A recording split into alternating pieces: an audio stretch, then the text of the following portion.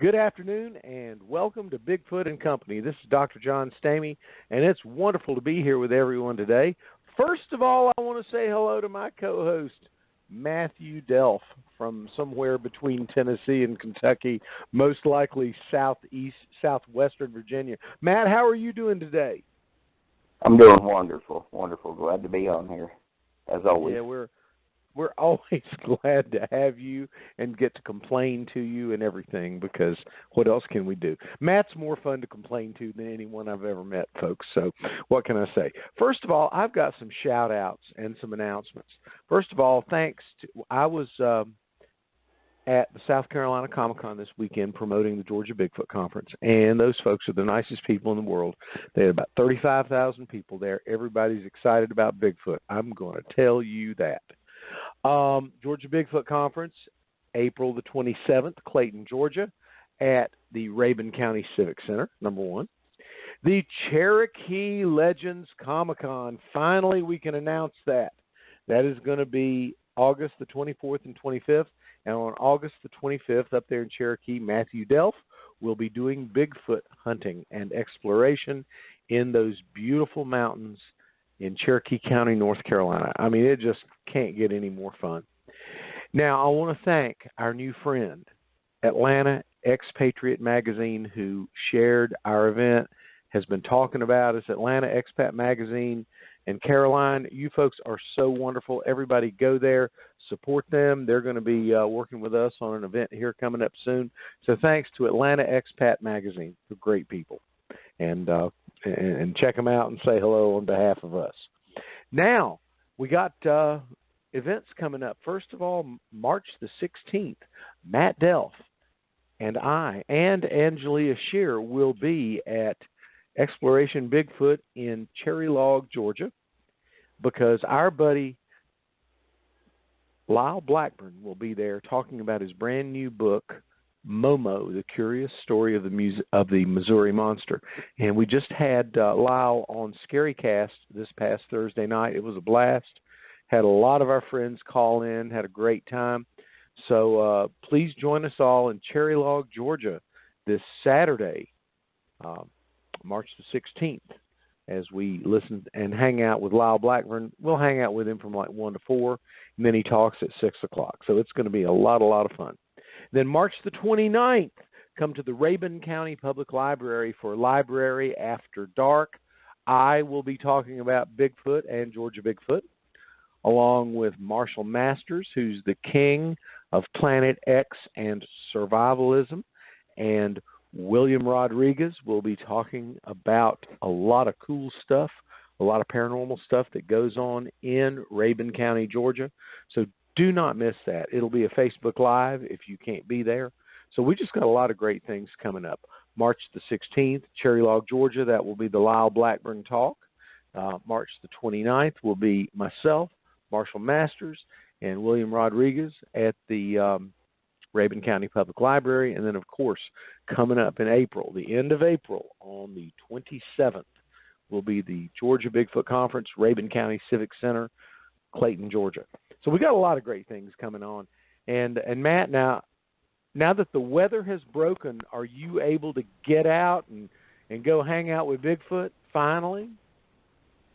I will be. I definitely will be. From here till probably as much as I can get in all summer and all spring. And, well, I do a little mushroom hunting, too, in between there. So I'll be doing some Bigfoot hunting and some mushroom hunting this spring. But I like to call it Bigfooting, but I'm looking for mushrooms, too. But if you've ever had them, great. Well, we're just glad you're going to be able to get back out and bring us some more news from the forest, and it's going to be great. So thanks a lot. Glad you're here. Now, today, we've got a very special guest. I had him on my show, Scarycast, a couple of weeks ago. He does two things. He wears two hats. First of all, he is a paranormal investigator, and he's got a show on Amazon Prime. Second of all, he is a well-known Bigfoot hunter in the western part of Kentucky. I want everybody to get a great big welcome out for Thomas Markham. Thomas, how are you doing today? I'm doing very well, thank you. Well, that's good. I know you wear two hats. Along with a full-time job, you do paranormal research and you do Bigfoot exploration. So first of all, tell us about your Bigfoot exploration. That's why we're here on Bigfoot and Company. People are excited about you being on here. And tell us kind of some of the things that you do, some of the things that you've done. And, of course, our expert Bigfoot explorer, Matt Delf, will be talking with you as well. So what are you doing these days hanging out with Bigfoot, buddy? Well, I've been researching Bigfoot for well over 20 years. Other anomalies too. Everything from if it's weird, I like it. If it's UFOs, Bigfoot, ghosts, history, things like that. If it's weird, I like it. So I've been hunting Bigfoot real heavy for the last 8 or 10 years, and I've had numerous encounters, and I've taken in numerous reports from witnesses and found things that are just kind of amazing, really. I like that word, amazing. I call it wonderful because Bigfoot's there. Bigfoot's really cool. Bigfoot knows us. Bigfoot knows who we are, where we are, and Bigfoot just quietly stays in the background, wanting to mind to him and herself and just do what they do. Do you agree with that, Thomas?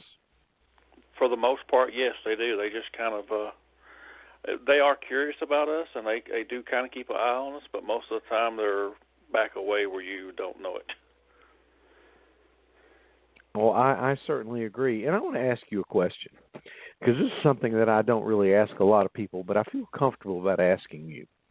I feel like I was in the woods, in the forest in Rabun County, Georgia, and I just had the feeling that a bunch of Bigfoot people, I'm going to call them people because they're people, I just had this feeling they were looking at me.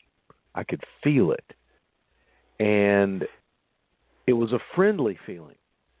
Am I correct? Now, what I think is that if you have no malice toward them, and if you want to live and let live, they're going to like you. What do you think about that? Well, the feeling you're describing is something that I've encountered myself, and it's something that I have talked to numerous hundreds of witnesses who feel the same way. And I think for the most part, Bigfoot is non-aggressive. If you're not in there causing any trouble, if you're not getting too close to young ones or infants, you're not going to have a problem. But Bigfoot also is a lot like us in that every person is kind of got a different temperance. So you may run into one that's a little more aggressive, but for the most part, you won't. Most of them are pretty easygoing. From what I've experienced, I've not really had I've been in real close proximity to Bigfoot, and without any kind of issues as far as them being aggressive toward me. But I have taken in reports where they have been aggressive and thrown big rocks at people and things like that. Well, you got to do what you got to do. Matt, what do you think about that? I still got a bone to pick with one that I encountered, but that's one. That's one dude. That's some dude up in Indiana, right? Yeah. He's pretty aggressive. I think they're more like kind of like the primate instinct. You can have a chimpanzee and be around it, and all of a sudden, just one day, it just got a big mood swing, and like that one in the news that a lot of primates actually are like that. They got an aggressive side to them also. And I believe, you catch them in the right mood or the right time, and they can rip you apart if they want. And I believe the same way with Bigfoot, that it just depends on what they're curious about, what type of mood they're in, territory. They're just like any other animal, I believe. They make you you're at the bottom of the food chain whenever it comes to messing with them, I believe. Okay. Well, that's interesting. You say we are at the bottom of the food chain. Now, what do you mean by that? When they're more superior. I mean, if we didn't have the technology we have, I'm sure that they would, they could rip you apart if they want. They are more dominant physically, faster. We might be, I think we're a lot smarter, but they're not dumb either. They're intelligent, and they got animal instincts and like the sense of smell and hearing and eyesight. They're more enhanced physically than we are. We might got a little edge over them with the brain, but other than that, physically they could, that's why Stalin wanted, a military primate and human, a hybrid. They're just physically more dominant. And they can get around the woods a lot better than we can. I mean, we definitely would, if we didn't have today's technology, we would definitely probably could get overtaken by them if we wanted. Kind of like the whole Planet of the Apes theory.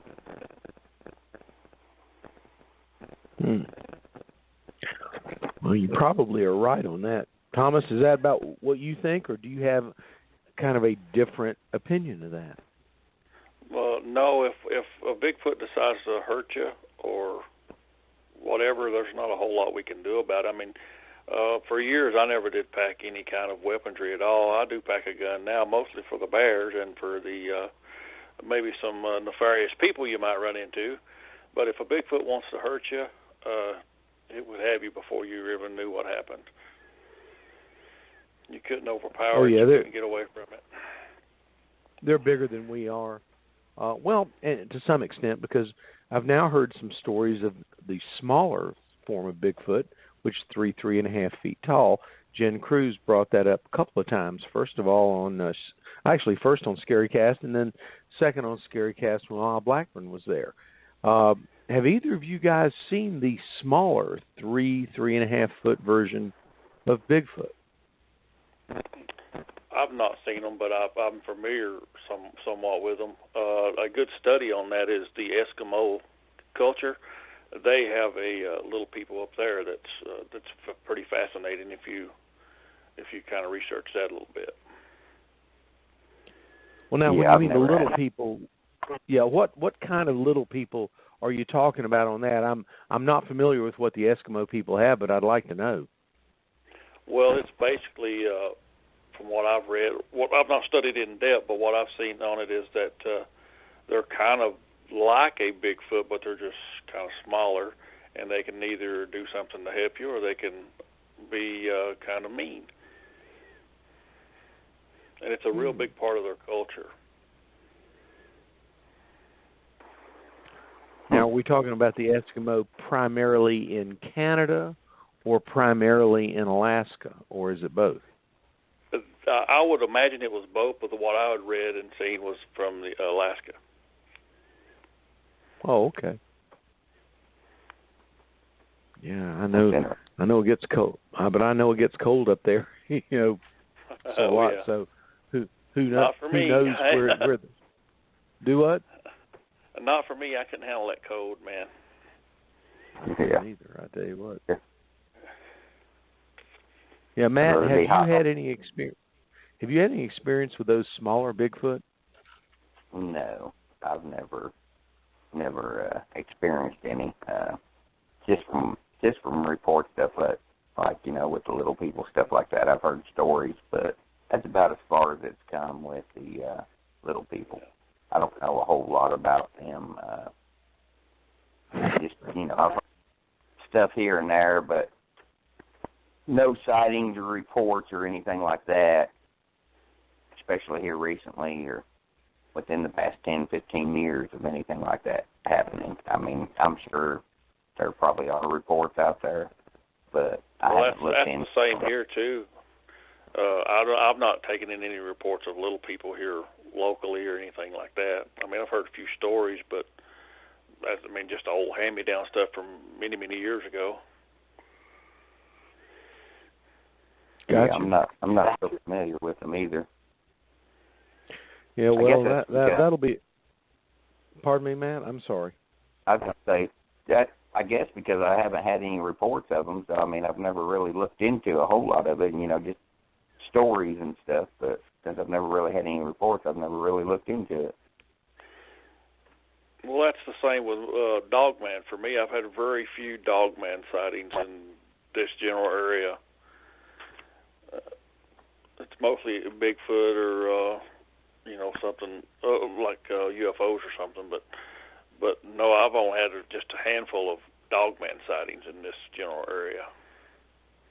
I had that one gentleman. I didn't get his name. You might know who I'm talking about there, Thomas. At the Harlan last year, he had a picture. He was showing around on a digital camera as an older gentleman and his wife, and they were showing it to me, and there were tracks. And he called this one 3-toes, and it was a totally different track than a Bigfoot track. And I explained to him that it wasn't a Bigfoot, and he said it had a snout. And I know, I'm sure it's a devil monkey, and it leaves a 3-toed track. But what he had was totally different than a Bigfoot. Did you know the guy I'm talking about that was going around with his little digital camera? Yeah, I heard about him, but I didn't actually get a chance to talk to him or see the picture. But now, here in my area, there was a 3-toed track found just a few years back by from people who are kin to me, when they was out four-wheeling. They seen the creature, kind of just caught a glimpse of it go over the bank, and when they got up there, they seen the 3-toed track. But it was raining hard that day and everything, so they didn't get no pictures or anything like that. It was just trying to get off the mountain. Gentleman... I'm sorry. I want to ask, Matt, please keep your question. I've got a question for both of you about the 3-toed track cryptid. Is that something that appears to be a Bigfoot, a hairy kind of thing? And I'm asking for a reason from down in Lee County. Does that appear to be a Bigfoot with 3 toes, or is that something else with 3 toes? What do you think? Well, me. You want to go ahead, Matt, and answer that one? Well, you can go first, and I can follow up. Or yeah, I'd love for both of you to answer that question. Well, I actually have a track casting that came from Oregon of a 4-toed track that is a Bigfoot track. It's a juvenile track, about 10, 11 inches long. And I take it to the shows when I go to the Comic-Cons and things like that. And there have been some reports of 3-toed Bigfoot track. That it's flat, but it only has 3 toes. But the track I think that you're mostly referring to, and what Matthew was talking about, is more related to a dogman track instead of a Bigfoot. So there's some variation between them, because a Bigfoot track, of course, is more flat, even regardless of how many toes it has. And then a dogman is quite a bit different from that. It would be what I would suspect would be the culprit. Well, the 3-toed track, it's similar. It's a devil monkey. A devil monkey leaves a 3-toed track, and through the 1930s up to the Appalachian Mountains, there was tons of sightings. And a lot of people, like a dogman, though, it'll leave like a canine track.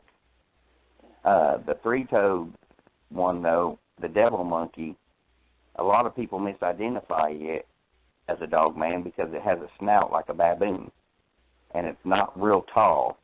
It gets in between like 4 to 6 foot tall if it stands on 2 legs. I know Pittsburgh, Tennessee, had a huge problem with these things back in the 30s, and they actually sent groups out hunting them. But they're similar to like a dogman, and I think a lot of it's misidentified. They call it a dog or a dogman, but I think it's believe what everybody's seeing is a devil monkey. They're super fast, They can stand on two legs. They can get down and run. They leave a three-toed track. Their face is similar to a baboon, and they have a tail. So I believe that's what I think the three toes. And like Thomas was talking about with the four toes and stuff like that, this track is a little bit different than a Bigfoot track, this three-toed track. And I think it's where they're up on the balls of their feet, and they're super fast, and they're terrorizing the area. And that's just something we don't see a whole lot of in our area. That's just something we don't see a whole lot of. And that man described it as he had a picture of something there and had a snout on a digital camera. He was real secretive about it. He was showing it to me, and he was making sure other people weren't looking. It's kind of weird, but I talked to that gentleman. I talked to that gentleman on the phone because I was wanting to come up there. If I ain't mistaken, he told me he got into the back of his car one day in the back seat while it was parked. I don't know if it slept in it or whatever. Yeah, he was. He described like when they were young, they had like a pig snout. So I'm like you. He was very secretive and didn't. He wanted to tell you about it, but he didn't want you to come check it out.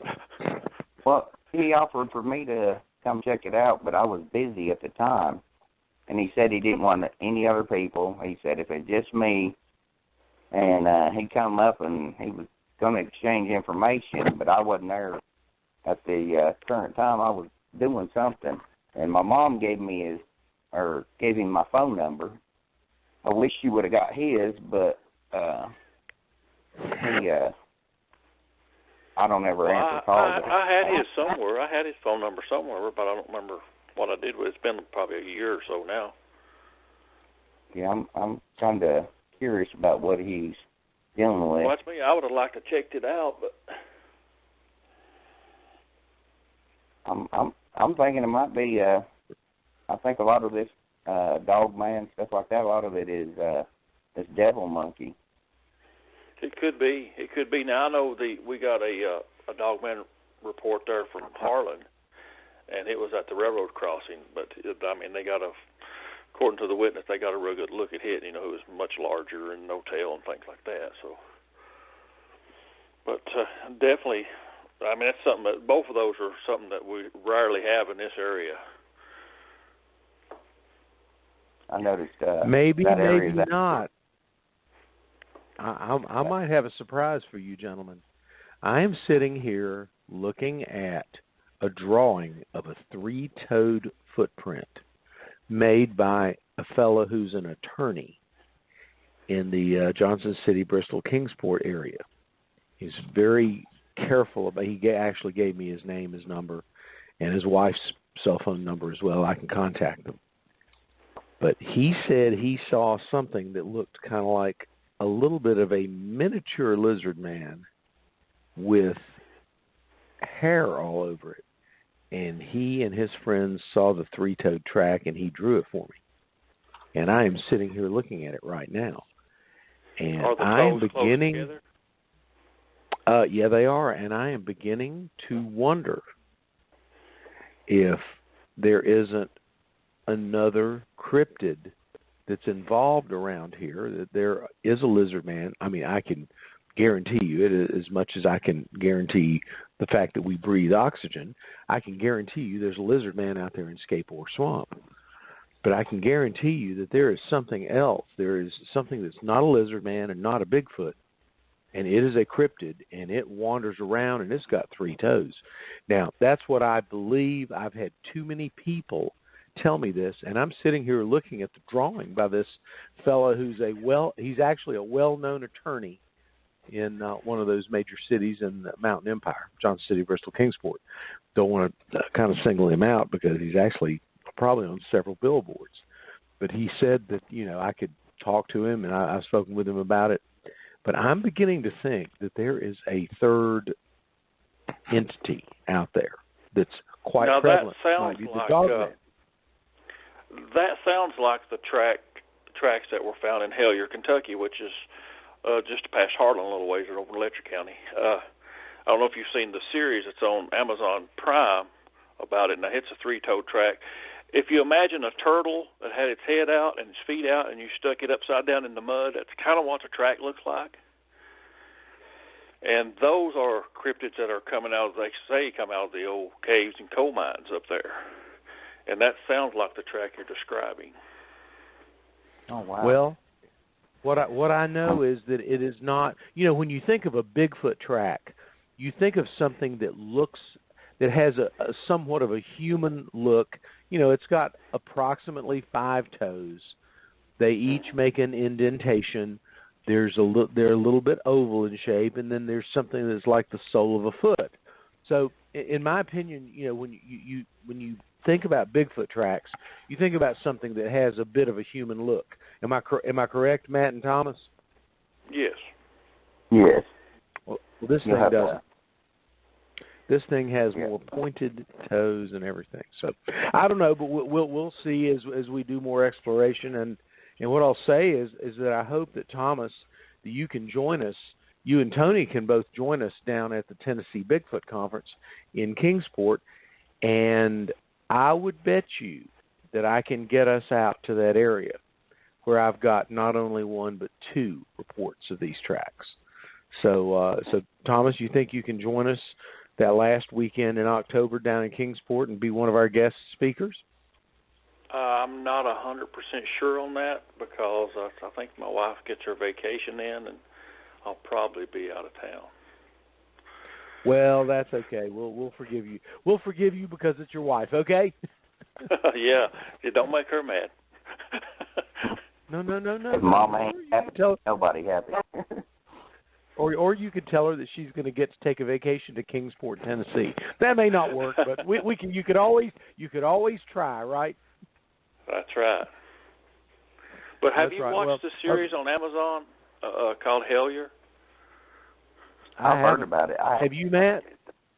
No, I've heard about it, but I haven't watched it. I'm kind of curious about what he's talking about now.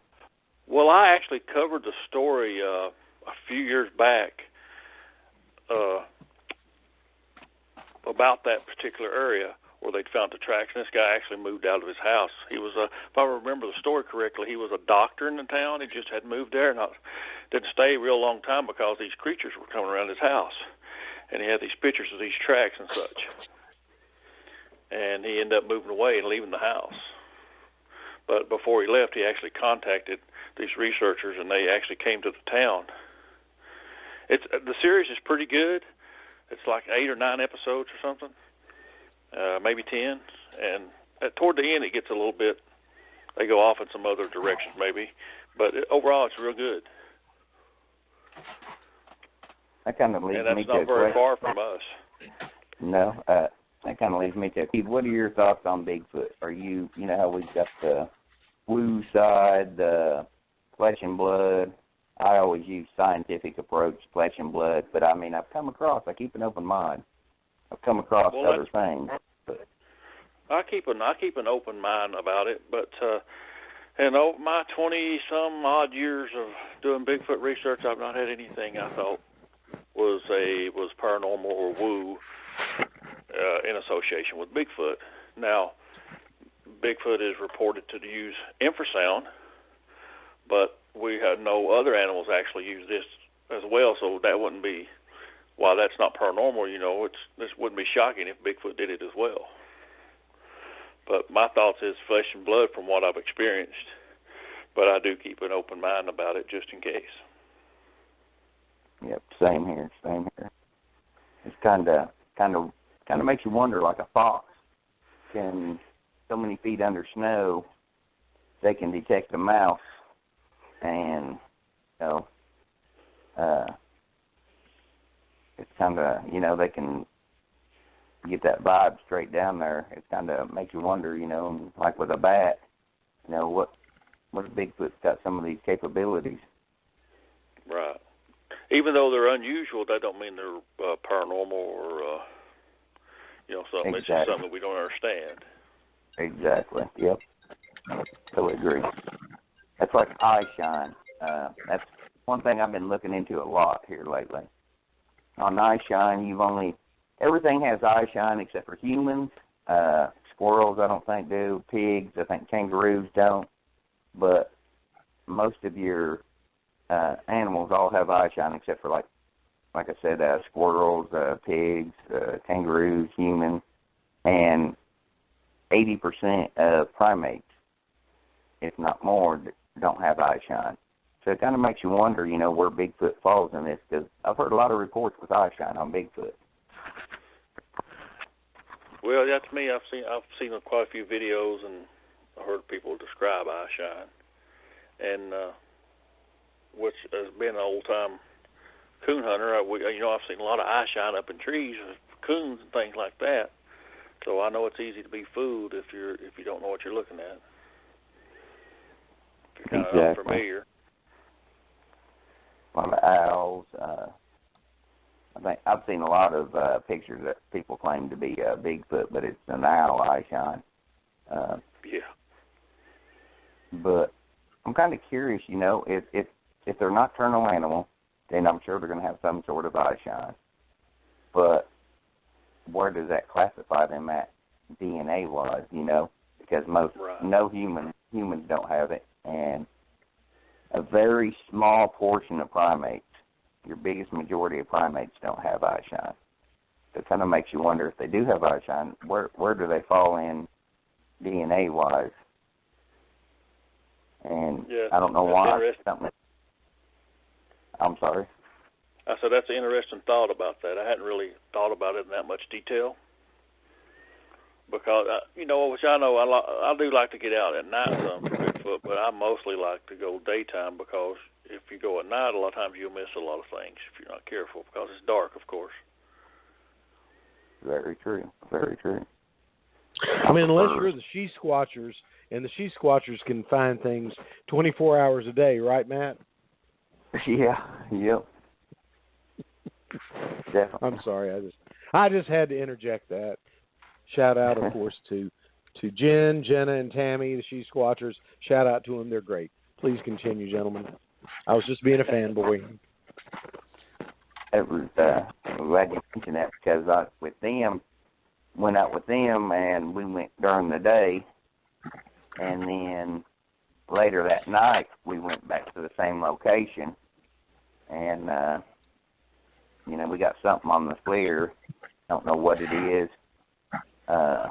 It was covered in hair, though, because our hair was white on the FLIR, and this thing was covered with white, but can't really tell what it is.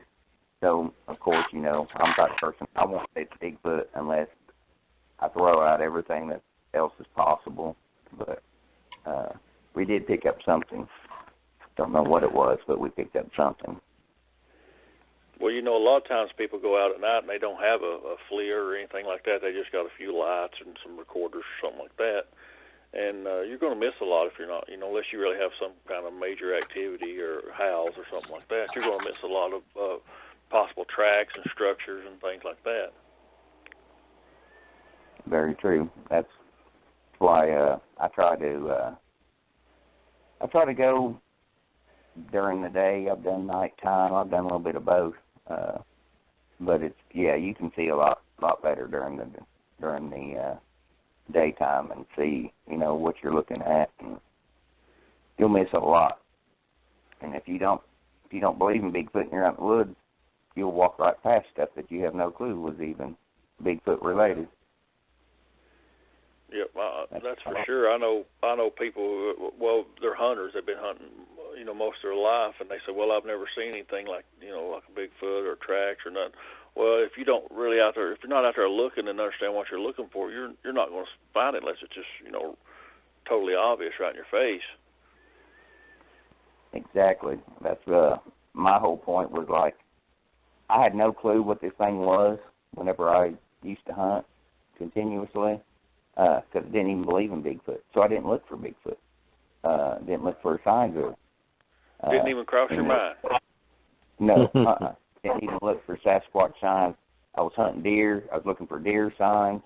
And all these hunters, I love when these hunters say something like that, because after I had my encounter and I look back now at stuff that I had seen, it makes sense.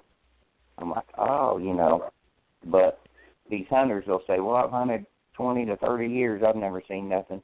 And I'll always look at them. I'll go, I guarantee it though. If you're truthful that you've hunted all these years, then I guarantee it you've come across stuff you couldn't explain out there in the woods. And they're like, yeah, I have. And they said, you've got a point there. And I'm like, but it never crossed your mind Bigfoot or anything else, did it? And they're like, no, that's because, your mindset is they don't exist when you're, it's a mockery unless you have somebody in your family or something that brings you up with it. But for the most part, if you were like me, Bigfoot was fairy tale. They were, just folklore. If it was real, it was out in the Himalayas or somewhere out west, It definitely wasn't around here. No. And I had my encounter. It was up in Indiana. I mean, you don't even think of Bigfoot when you think of Indiana. Well, my first encounter, which I didn't understand what it was, when I was about 15 or 16 out coon hunting, me and my dad one night. That was my first encounter, and we didn't know what it was.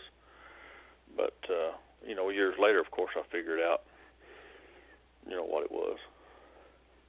Yeah, you look back, and that's how I am now.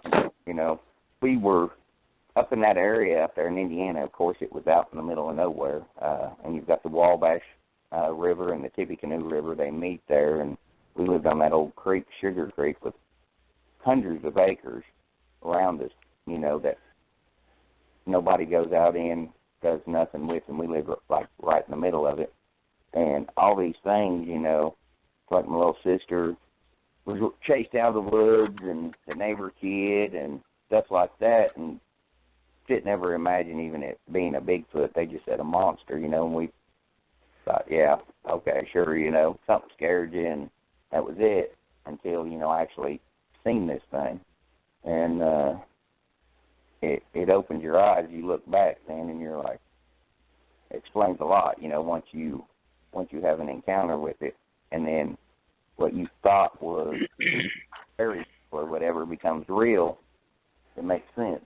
You start looking back, and you're like, wow, Well, by the time I had my first encounter, I was aware of Bigfoot, but when it happens, you don't think nothing. You don't automatically go to Bigfoot, and you don't think, hey, it's a Bigfoot. This thing here followed us and stalked us around side of a high wall where they stripped the coal out and it leaves a mountain rock, and we could hear it going through the mountains, and our dogs were terrified. These are trained coon hounds we'd used for several years.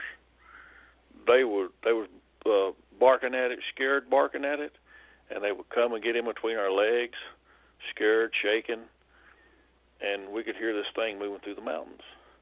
And we'd shine our lights up in there, and you couldn't see anything. I took it that it was hiding, or it blended in real well. And we finally got so scared we actually left the area. And I didn't even think nothing about Bigfoot at the time, and my dad still didn't believe in any kind of Bigfoot up to just 2013 when he had one walk across the road in front of him. And but years later, of course, I figured out, hey, that was most likely a Bigfoot, even though we never seen it. But it followed us for a pretty good ways, and the dogs definitely didn't like it. I noticed. Harlan. Go ahead, John. I was going to say the one thing that really bothers me is when you have seen something like this, and there are reports, and those reports evaporate into thin air. Because I had a very close friend of mine who is a legitimate media member in Charleston. He called me up. Matt, you'll remember this, about 3 weeks ago. He called me up, and he told me about Bigfoot reports on Interstate 26 north of Summerville in Charleston. And he said, you are free to go ahead and break the story. And I did. And that story got clamped down unlike you've ever seen. I couldn't find out anything.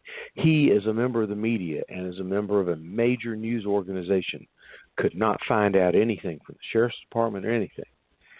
And Thomas, you were talking about, your dad seeing this and all this. Well, what really, it just irritates me. I mean, I know why they're doing it, but it just irritates me that when you get a good lead on Bigfoot, and then all of a sudden it evaporates. It just goes into thin air. and you've got people that are so credible. We're talking about CBS, Fox News credible reporters calling me, and then I can't find out anything. And I ask them, they say, we don't know anything, John. And they're the ones that call me about it. I mean, that's what really irritates me, gentlemen. And I'm sorry. I'm sorry, Matt, to have interrupted you on what you were saying, but I couldn't help it. It just, Thomas, have you ever had that experience? Well, I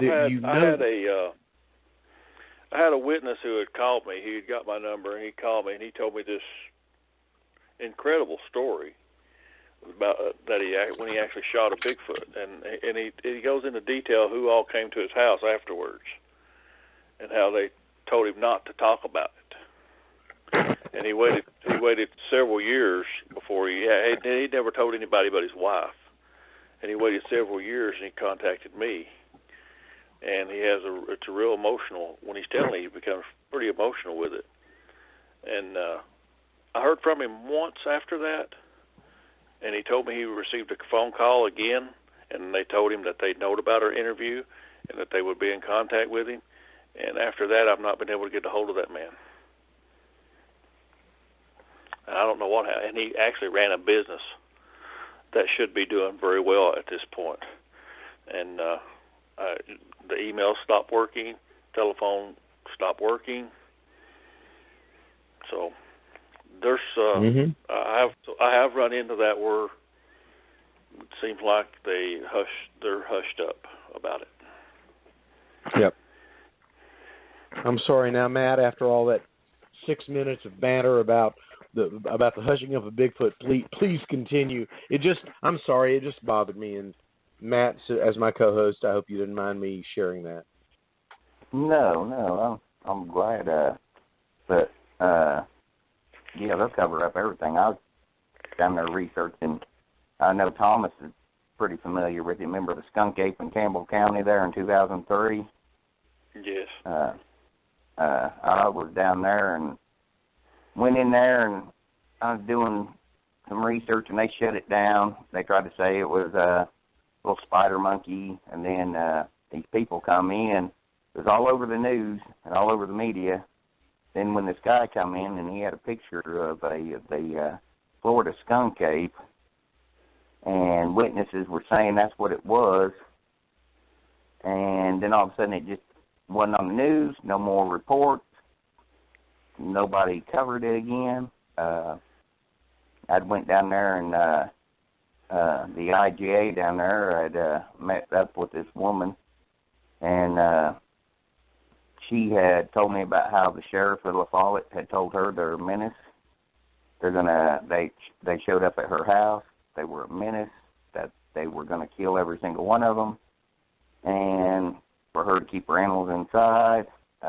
Supposedly they've been killing them out there. People that work for me that live in the Follette area, talking about helicopters flying around in that area. Just strange stuff. They shut it down. If you come up with any type of evidence, I would never call anybody with the wildlife conservation or DNR or police. Don't call DNR. That's right. Yeah. And you know it's interesting, and I hate this because, I mean, in terms of my story, I was breaking that would have been the biggest deal of my life would be to break a major Bigfoot sighting. That would have been, it was going to be all over Facebook. It was going to be recorded that I put out. And Matt, this is when I'm talking about I'm talking about in representing you and I that do the Georgia Bigfoot Conference and the Tennessee Bigfoot Conference. It was going to be a great thing, and it just vanished. And my friends do not want to talk about it. So I mean, it just, it was going to be a wonderful opportunity to break a story that I would love to break, but it just didn't happen. So you just go with the flow and go with what happens. You do. I've noticed too. I've been doing this. Unlike Thomas, I've been doing this for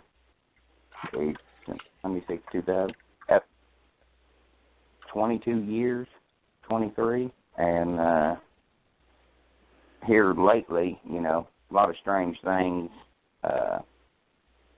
coming around. I believe I'm being monitored, watched. I've had too many weird phone calls. Basically, just kind of question what I do know and what I don't know. Everybody knows that my private messages, that could be just Facebook, but I think there's a little bit more to it. Keep getting me put in Facebook jail or whatever, but that's through private messaging. Wow. I believe there's something, they've got certain people they keep an eye on, keep it under wraps somewhat. Oh, yeah. Have you ever had anything like that, Thomas? Well, I know from years ago, during some UFO research, I got into an area where you were allowed to get into it, but it told you that if you get into this, it had a warning that popped up on the screen, said, "We will monitor you from here on out." And that's been years ago, and I can say, yeah, I do believe I've been monitored at times over the years.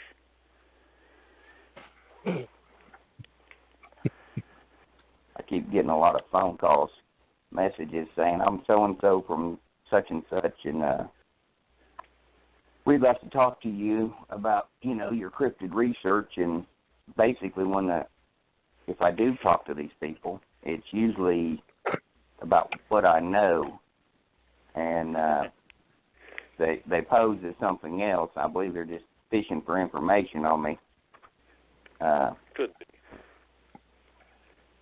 So I definitely believe I'm being watched or questioned.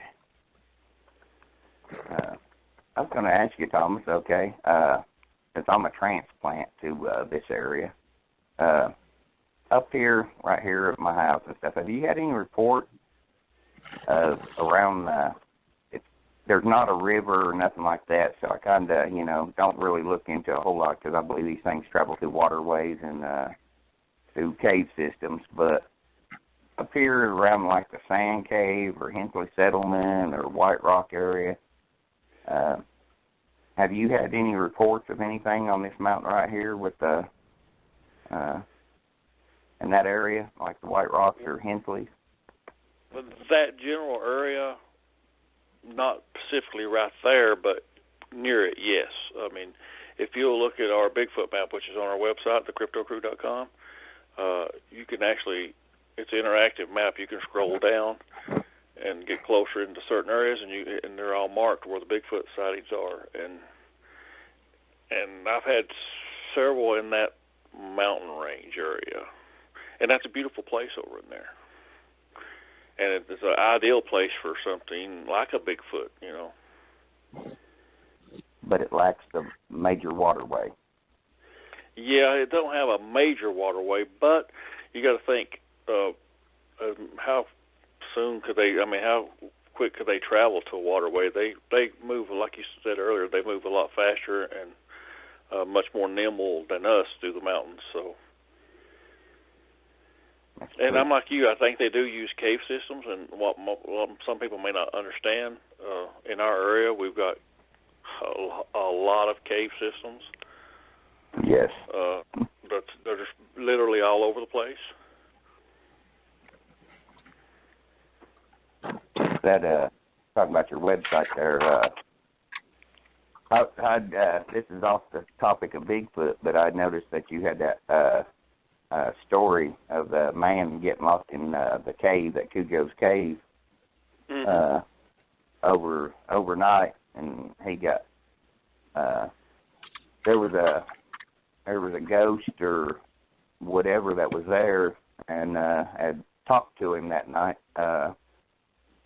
I'm kind of curious there at that Cujo's cave. I wonder, have you had any reports of a Bigfoot or any other thing besides ghost in that cave area? Not in that cave, but I don't know. Have you ever took that tour where you go through the cave? Oh yeah, I've done it tons of You know, times. it's got waterways through it, and when you actually go through it, you're only going through a very, very small part of that cave. There's other parts of it that branch off that, you know, there's no public access to. Right. A friend of mine, Lucas Walter, he actually does some of the tours over there, works for the park system, and he has told me about some ghosts and things he's seen in there, but no Bigfoot that I'm aware of. Or any other type of cryptid?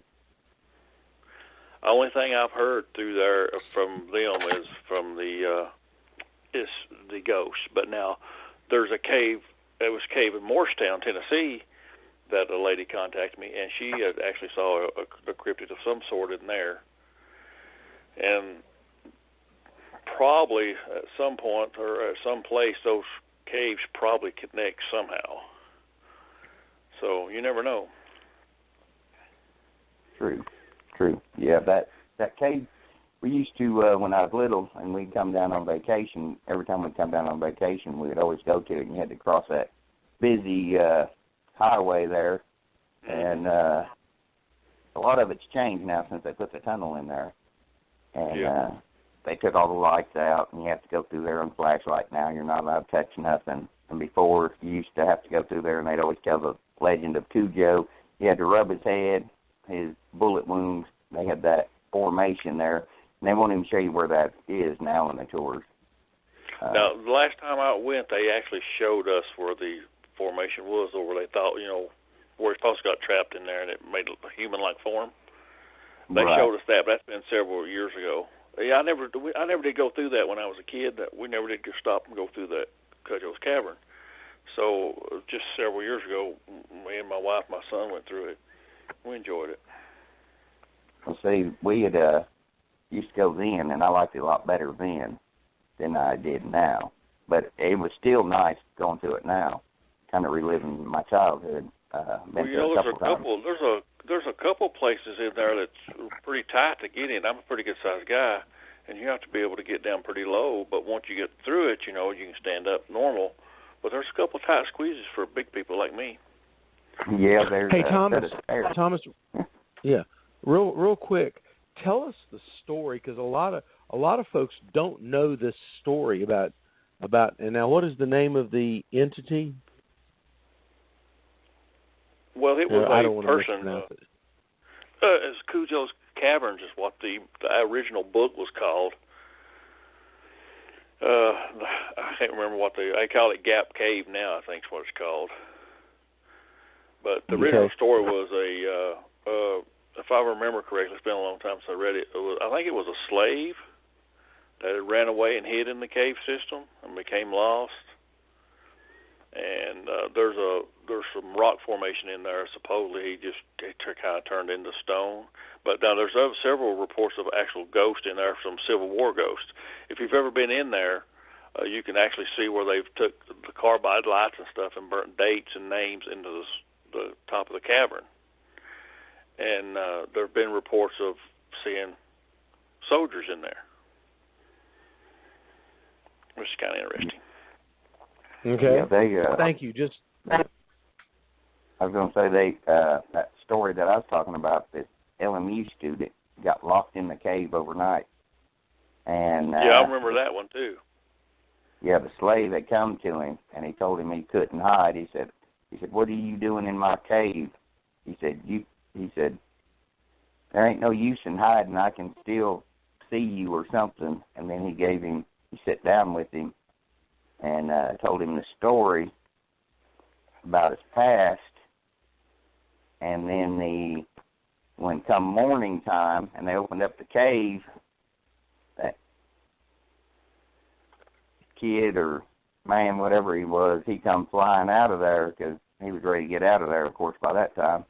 And he had went somewhere in North Carolina and dug up some artifacts that slave had told him about. And I remember that story too. And it made sense because he would have no way of knowing about that stuff and where it was hidden if it wasn't for somebody had to tell him about it. That's what kind of gives that story a lot of credibility. Very interesting. It's a fun little tour. Yeah, It's, yeah, it is. it's a fun little historical tour to take if you're in this area. Yeah, that. Well, gentlemen, I'll this bring question to both of you: do you think this is a person that we could actually find now and interview? What, on that seen the ghost, or the Yeah. guy that was locked in? Yeah. Well, the guy that was locked Lucas, in.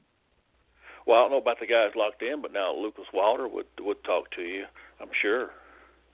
He actually does a few of the CryptoCon things with us occasionally, and he puts on a pretty good presentation, a historical / unusual events presentation. Now, is he the redheaded boy that does the tour? Yeah, okay, he's got the big beard. I've talked to him quite a bit. He's telling me about how he keeps the tour. He'll pause for a minute if he sees one, and he'll talk to the people so they don't freak out, because he'll see like a Confederate soldier standing in the way, and he'll stop the tour and he'll describe something until the apparition disappears, and then he'll bring the tour through so people don't freak out if they see it. He told me several stories where he's come across that. Yeah, that's pretty interesting. That's a good point, John. Yeah, we ought to all three. I'd love for the three of us to get together with him and talk, and maybe the three of us and him could do a Bigfoot and Company or a Scary Cast, and let him, if he would be willing. I know. I'm sorry. It's terrible. We just talk about people on the podcast like they're here. But if we could get him, I would love for the three of us. Thomas, and Matt, would you guys like to interview him with me and here on maybe on the Thursday night Scary Cast? Would you like to do that? Oh yeah, I can. I'll try and if I can think of it, I'll try and go down there and talk to him one morning this week. Lucas is a good guy. Yeah, all right, well, good. Well, then, Thomas, I'll invite you and Matt and with me, and we'll hit him up on a Scary Cast on a Thursday night at 11 p.m. Worldwide, and I think people will enjoy it. So, thank you. All right, please continue, gentlemen. Sorry, I couldn't resist that.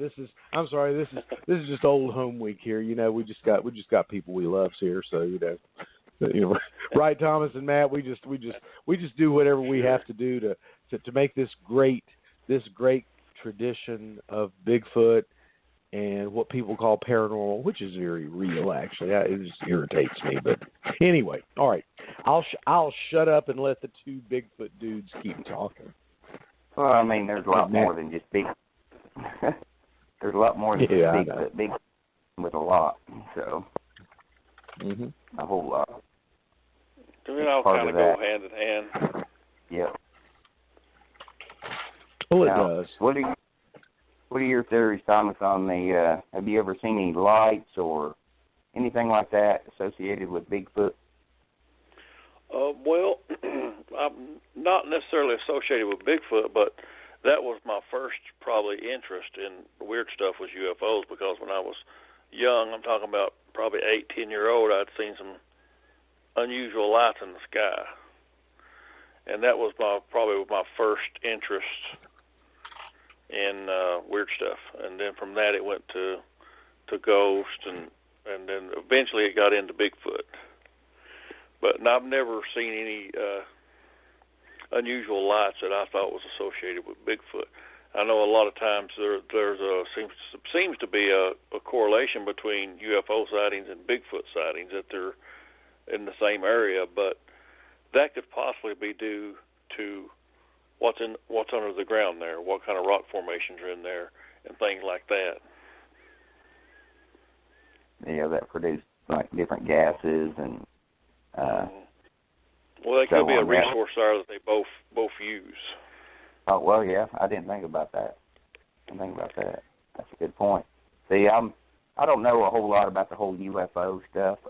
That's why on Mountain Empire I brought Angelina in. She's the director of MUFON, and she gets tons of reports of UFO, and a lot of them are Bigfoot related, and she tries to cover and macro the the UFO stuff related. She's our expert on that. But it's just been hard for me to follow UFOs because you don't know what the military's testing. You can't, exactly. and they're not going to admit to anything. So it's hard for me to. It's much more difficult. It's much more difficult now to distinguish between what's actually a UFO and what is something that maybe belong to us, military-wise, because technology is advanced. But you go back years ago, and people were seeing this stuff, and we didn't have those kind of capabilities.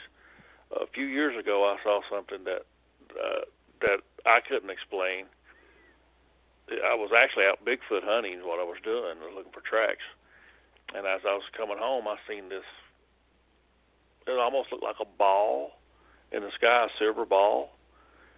And I was trying to stop my four-wheeler and get my camera and stuff out, but of course I didn't want to take my eyes off of it. And as it made a kind of a left turn, or a right turn, it became transparent. It looked like a blow bubble, like if you blow bubbles. It looked like that, and then it was completely gone. You couldn't see it at all. And I don't know of any technology that we have, military-wise, that can do that. And this was a couple of years ago. Could you tell about the size of it? Could you give an estimate? Well, I was on top of the mountain, and it was. I wouldn't know exactly how big it was, but it didn't appear to be extremely large or anything like that. From my perspective, of course, it wasn't no big giant mothership or nothing like that, but it was definitely metallic, silverish, no sound, no kind of vapor trail, and as it turned, it looked like you blew a bubble, because you can see the outer edge, but the middle's kind of hazy-like or whatever. I could still see through it, and then it totally disappeared. And I watched it probably for, I don't know, probably well over a minute, because my four-wheeler was on a hill and the brakes are not real good on it. So I was trying to get it stopped and try to get my camera out of the back, and it was difficult. And I didn't want to look away in case I, would miss something. And I guess that's the closest thing I've had to being Bigfoot related and UFO related. I was out Bigfoot hunting and seen a UFO. Well, that brings me makes me think of the topic. What's your opinion on cloaking? You've heard all these reports of Bigfoot cloaking. What's your opinion? I don't like the term cloaking. I think the term cloaking causes a negative connotation to go along with it. I personally do not believe they can actually turn invisible. I would say, if anything, it has to do more with their hair. Maybe their hair is more translucent than what we understand, and it picks up the colors and blends in.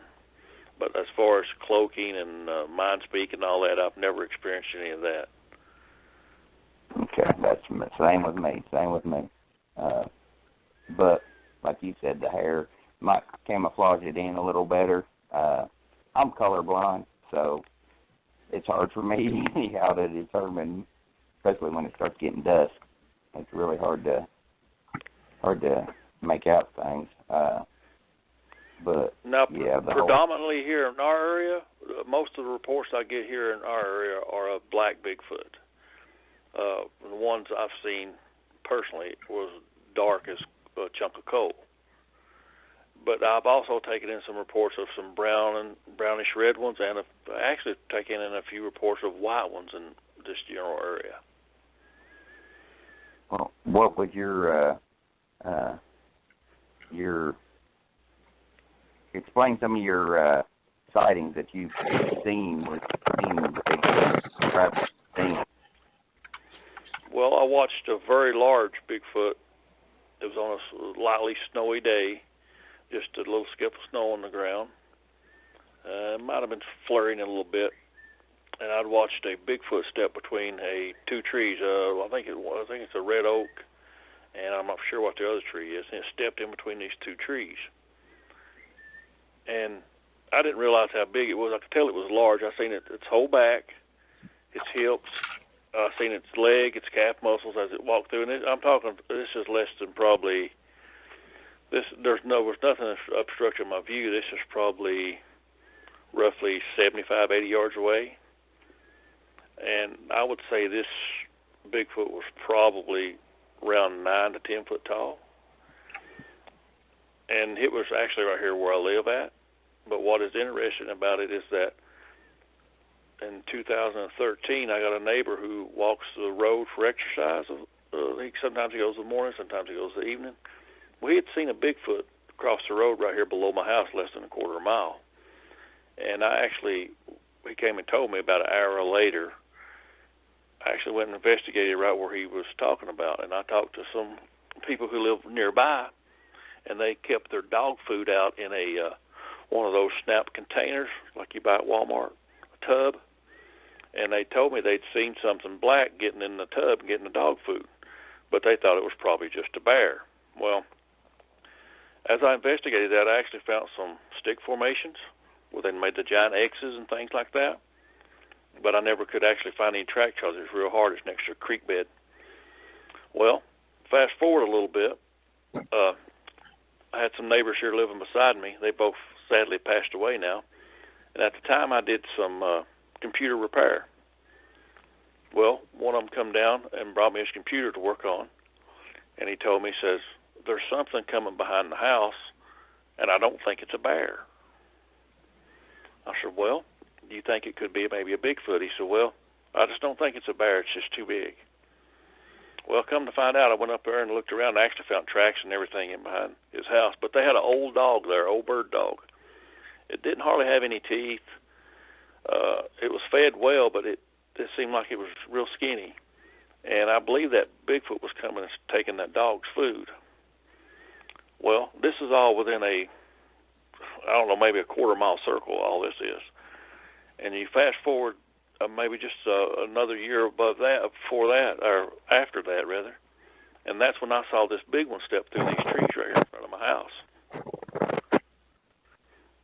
And my theory is that my neighbor, who at the time he would put out a lot of scraps for animals, and I think that Bigfoot was coming down there and eating those scraps. Because not long after that, the old dog died, and that dog food was no longer there.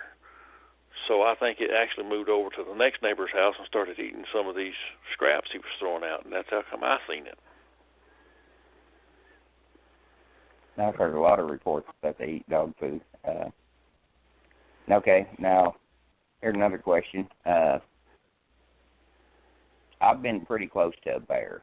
My sense of smell ain't as good as it used to be, especially since sinus issues. But I've never smelled a bear. I have smelled a Bigfoot, and it's nasty. I've heard a lot of people say, well, if there's a smell, then you didn't have an encounter. And I know that's complete BS, complete, total BS, because every time I could tell that one that I encountered was around was because of the smell. Smelled it before it even made a sound or anything, the odor in the air. But I've come up on bears, and like I said, I've tracked them. They've been in trees. I've been within just a few feet of them, but I've never smelled a bear. Have you ever smelled?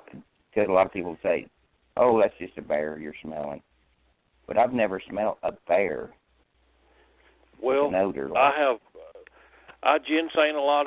Well, when ginseng season is in, I actually ginseng a lot. And this past year, I was really too close to my mama bear and 3 cubs.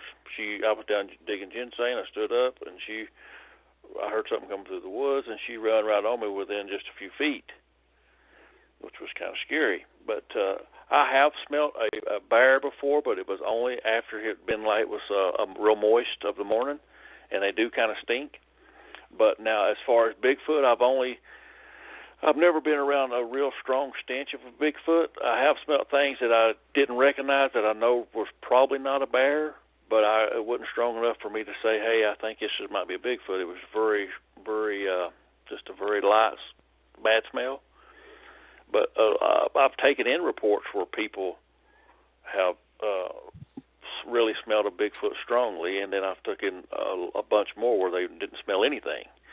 So I don't know. There's some kind of varying factor there that maybe we haven't figured out completely yet on why some of them stink and some of them don't.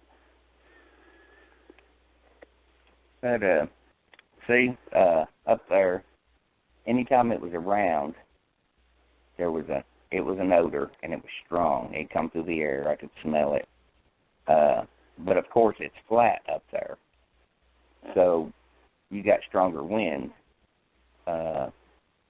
It's not like here in the mountains. You know, you've got all these. The wind will cut through certain ways and stuff. It may not. You know, the wind chill up there is a lot worse than what is here. You get that lake effect stuff up there coming from Lake Michigan and stuff. But with that strong winds and stuff, and it being flat, could have been a factor. But anytime, I base a lot of my research on the facts that I know because of what I've encountered. And but with the smell, I always knew that it was around because of the smell. But I've been within feet also of a bear, but I didn't smell the bear. Yeah, now if that's me, I've been close to bears and not smelled them as well. Like that one, that mama bear that day, I didn't smell anything that day. And we looked at each other right in the eyeball. Yeah, that's I don't have a real good sense of smell. I suffer real bad from allergies, so my sense of smell is not very good most of the time. So that could be a factor for me. See, that could be a factor for me now because I never had sinus problems till I moved down here. But I didn't have any until when I turned 30. When I turned 30, I started having all kinds of allergy problems, and it's kept on going for years now.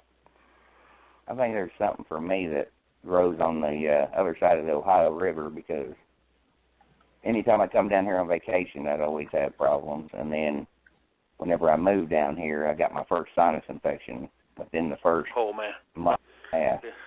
But, them are fun. Oh, yeah. But like you said, with the I'll tell bear, you something else, too. You talked about something else. You talked about some of them stinking, some of them stinking, some of them not. I also got a report of here. This happened about maybe 2 miles up the road from where I'm at. This same guy that I was telling you about walking, he used to live up that way, and he'd walk the railroad tracks. And he ran into one that was in the creek. He said he didn't know what it was doing. It was just in the creek splashing around. So I wonder if that has anything to do with it, that whether they get into water or not. That's a good possibility because I lived on the creek. The creek was right there. I'd hunt off the creek bank. And when I had my encounter where we lived on that creek, I'd use a deer trail that went down into the cattails and down into the creek there. And that whole area was nothing, but wet water, the creek was definitely there. And that could be a possibility. Could be a strong possibility. And then sometimes I wonder if it's something that they can control to some degree. Several animals give off a stench when they feel threatened or uneasy or whatever. We know, like, copperheads give off a smell and stuff like that. I wonder if it's something that maybe it's like that happens. Just a lot of questions. Yeah, pheromone. Yeah, it could be a pheromone that they're releasing. Mm-hmm. I'd smelled it even. We'd always smell something, and we'd hear the scream and the call, but we never knew what it was until I actually had my encounter and I seen it. But it was never aggressive, except for that one day. But the smell was always associated with it, but it could be, like you said, with the creek or whatever, being wet. It could possibly have something to do with a diet or anything that they have at certain times of the year or anything. It's just hard to say. But I have never smelled a bear. Like I said, I've been up on them, tracked them to the tree they've been in. They've come down on the tree on me. I've had to tell my daughter to step back. She was right there on the heels with me. And some of that could also have to do with the breeding season or anything. Which is just a lot of questions on that we don't understand. That's very true. Very true. I'm kind of curious, though, about the smell. It's had me wondering. I've heard some people and researchers and stuff talk about, well, they say there was a smell, then I know they ain't telling the truth or something. I was like, what? I start laughing at them. I'm like, you're not, you know, I know for a fact that's like the same people who disregard all stick formations as being natural. They've just not done enough research. See, I think a lot of tree structures and stuff are 90% natural, but you can tell the difference between something that has been used, something with a thumb, a hand that has turned or twisted, and a lot of people, they don't know how to identify it. A lot of it is misidentification, and they'll put a picture up. I've seen people put pictures up of deadfall and claim it's Bigfoot. I worked in the logwoods too, and I've seen a lot of trees do a lot of weird stuff. When you cut them down, they knock into a bunch of other trees that does some weird stuff. But I found numerous structures. If you get into a real active Bigfoot area, it won't take you long. You'll understand that, yeah, they definitely do stuff with sticks. I found stuff, and I found tracks right beside the structures, and be there one day, and then you go back 3 days later, and there's nothing there. There's nothing there at first, and you go back 3 days later, and there's a formation. And it's a lot of times it's tree limbs that's not right there close by. It's like they brought them from somewhere else. Right.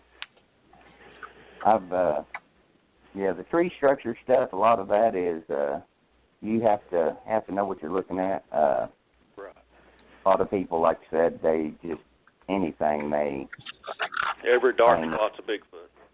Yeah, every dark spot's a Bigfoot. All these shadows, every tree bent, every tree twist, stuff like that is Bigfoot.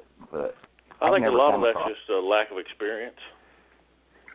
That's true. And a lot of them, they want everything to be Bigfoot so bad that it just consumes them, and it's Bigfoot, it's Bigfoot, it's Bigfoot, you know? Yeah, it sure does. And or maybe it's just wishful thinking, you know. Well, it's a little bit frustrating because I put in a lot of time in the mountains and a lot of hard climbing, and then you got somebody that puts up a picture of a shadow, and they'll fight you over it being a Bigfoot. No, it's a shadow, buddy. Yeah.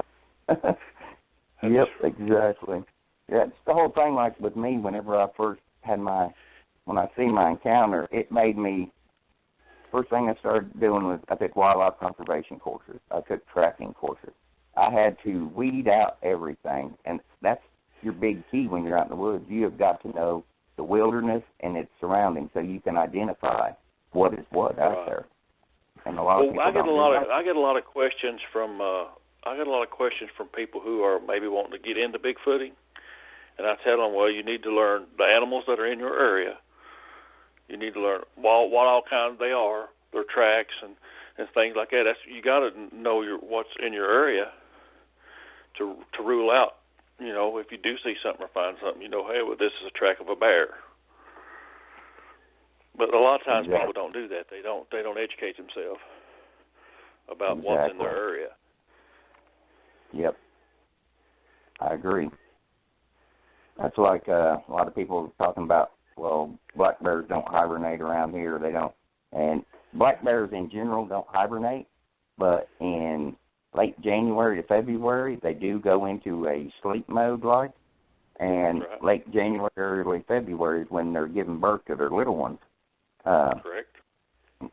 Maybe on a hot day in that time frame or something, you might get a bear come out of sleep and kind of wander around. But for the most part, though, into January, into February, they're usually denned up somewhere.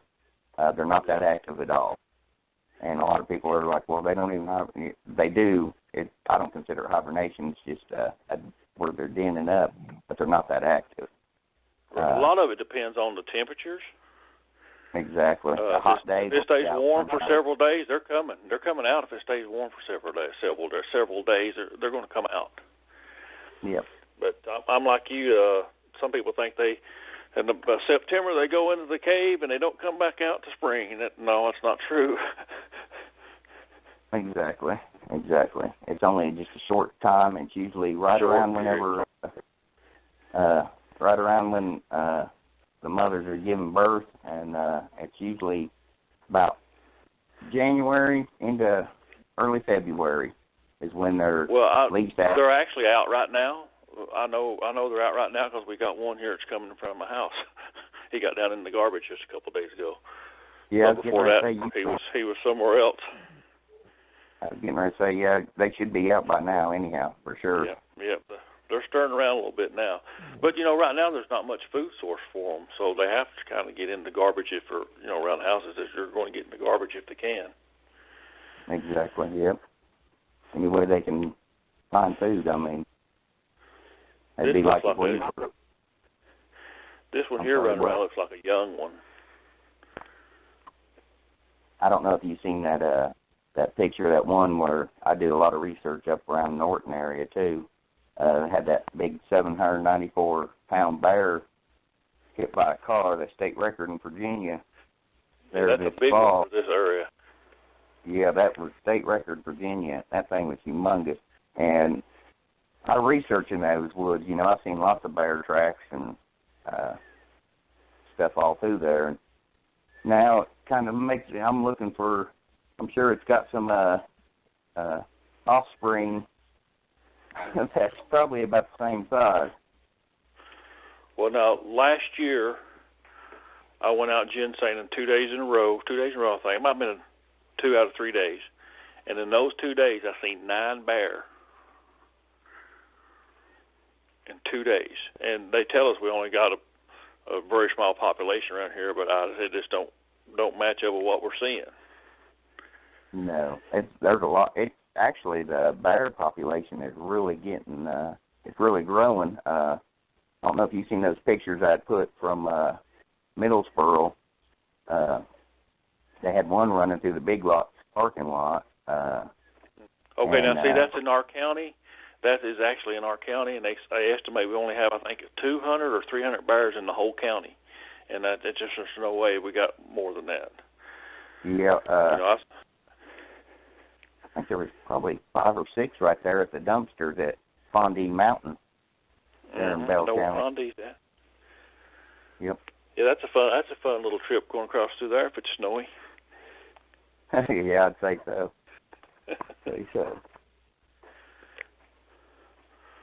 But where you're at and where I'm at is prime real estate for Bigfoot to stay. I mean, we got plenty of food sources.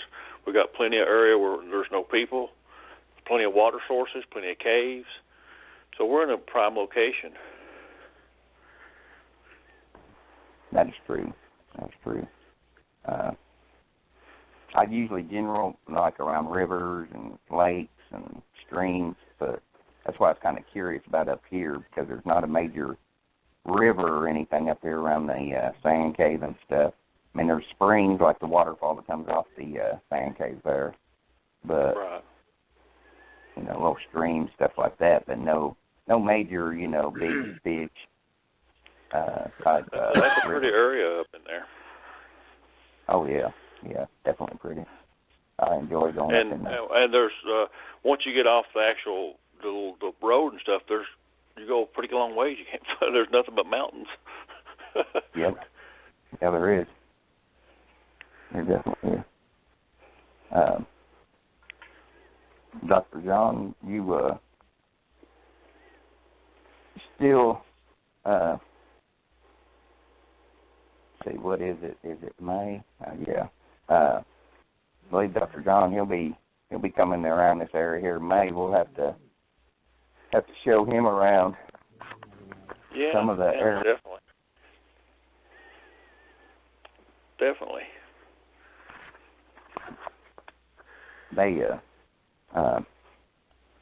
They've got a bunch of reports whenever I was over there in Harlan. Seemed like kind of a hotbed over there for Bigfoot sightings.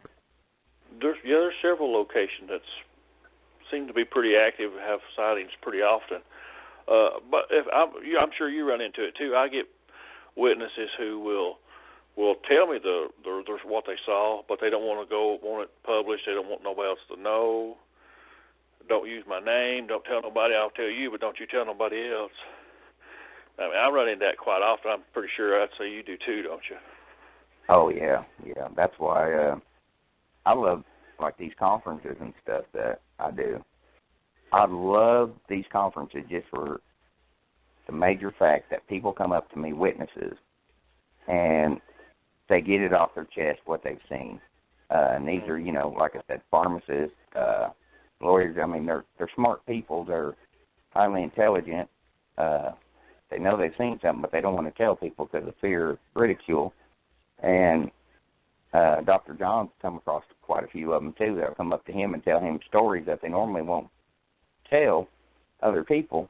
But at these conferences, they come and they'll seek you out and they'll tell you their story. And I love seeing the relief that they get because I've been there. You know, you looking at something that's not supposed to exist. And like I said, if you don't know anything about it or weren't involved in it and you see something like that, I mean, it gives you a trauma, you know. You're like, what in the world? And that's why I love these conferences. I love them. Well, that's like my dad. My dad never believed in Bigfoot or anything like that. And actually, over the years, he kind of poked a little fun at me about it because I researched Bigfoot. But then that morning, that one walked across in front of him at about 30 feet in front of his truck, his car. Out of that, he believed, But he waited 5 days to come and tell me about that. And I asked him. I said, "Buddy, why did you wait so long to come and tell me?" He said, "Well, to be honest, I kind of felt bad because I'd made fun of you over the years." But he took me to the area. I was able to get in there and find tracks. I found a track way of over 30 tracks. That's where the game cam picture came from. I've had a lot of in that general area. I've had a lot of luck researching where he had that sighting at. And in my opinion, the reason he had actually seen it walk across the road came out. It was an old mountain road, and it came out to like a T. Well, to the right you couldn't see. You had to kind of ease your car up and turn it to the right to make sure nothing wasn't coming, and then turn back to the left. And that, my opinion, is that Bigfoot seen him turn to the right, so he could see, and he thought it was going to the right, so he'd come across the road. But he actually whipped around to the left, and there it was, right in the road on him. Oh, nice. That's another thing, too. I always look at, like, a deer running across the road, or they come running out of the field. I look at the deer, then I look to see what caused them to run out, see if there's anything behind them. What spooked them, I had one run in my yard a few years ago. It come right off this mountain where I was telling you I had my sighting, and these other neighbors had the stuff come behind their house. It come right off of that and jumped into my yard and run into the back. It had been running so long its nose was bleeding. It was bleeding. It was aspirating out of its nose and stuff. Oh, wow. And there was no dogs, no coyotes or nothing come chasing it. I don't know what was after it. We set a bucket of water out there. I actually put videos up on it on my Facebook. It's been 4 or 5 years ago, I guess. We actually set some water out there for it and left the back gate open to the fence. And it eventually, when it got dark, it eased on out of my yard. But it had ran till it was bleeding out of its nose and mouth. Oh, my goodness. Definitely. Well, I'll tell you what, gentlemen, we have about reached the end of Bigfoot and Company for this week. Thomas, we've had such a good conversation with you. Could we get you back in 2 or 3 weeks to continue what we're doing? Very possible, yeah. Okay, great. I'll check with you on the date. Matt, now I'm sorry, you're stuck. You're going to be here next week, right? Oh, yeah. He's penciled in for eternity. He's penciled in for... Hey, that's a great phrase. I like that, Thomas. Yep. We got about 45 seconds left. I want to say thank you to both of you for being here on Bigfoot and Company. This has been a lot of fun. Sorry we have to leave, but we'll get you back soon, Thomas. We'll see you at a conference. And, Matt, thank you very much. Just want to remind everybody, the most important thing in my life, coming up, Georgia Bigfoot Conference, April 27th, Clayton, Georgia. Thanks a lot to everybody, and we'll see you soon on Bigfoot and Company. Bye. Thanks for having me. Bye. Thank you.